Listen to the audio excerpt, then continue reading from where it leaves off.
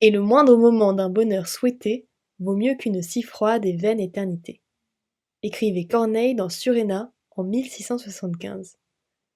À trop vouloir rallonger nos espérances de vie et à tenir le nombre des années comme un gage de réussite, nous en oublions bien souvent de vivre. À quoi bon vivre longtemps si c'est pour vivre dans la peur de la mort? C'est la leçon de notre séquoia pour le bonsaï.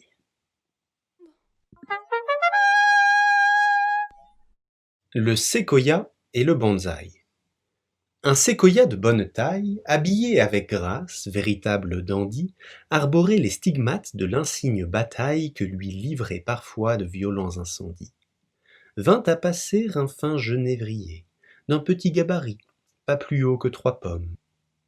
Un japonais adroit comme on en trouve en somme l'escortait en ce lieu pour lui faire voir le monde, veillant à satisfaire à ses moindres désirs.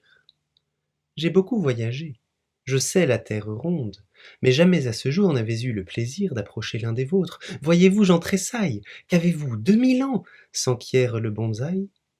J'ai perdu de mon âge la mémoire et le compte, lui répond à voix basse le magnanime archonte. À ces mots, le genou tout empli d'émotion manifeste à grand bruit son admiration.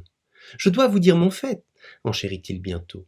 Ma présence en ce jour ne doit rien à la chance. Le grand ordre des arbres de mon lointain îlot m'a dépêché ici vous faire vœu d'allégeance.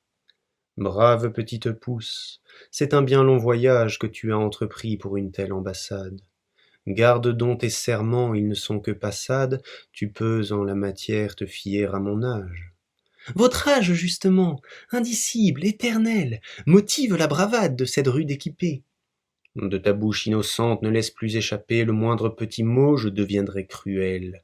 Combien de tes pareils ai-je vu défiler tout au long de ma trop longue existence?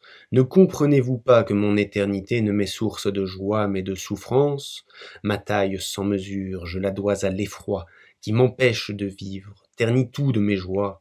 Mon écorce est muraille, apeuré je m'y cache. Je me sais immortel, mais non point éternel.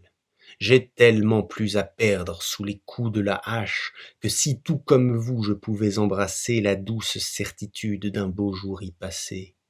Et que me sont enfin ces heures fades sans nombre que je vis à moitié dans la peur de mon ombre. Morale. Que met l'éternité quinquante des 2 mains ces étranges gourous dans leur col engoncé? Mon bonheur chaque jour me vient de la pensée qu'il se peut tout à fait que je sois mort demain.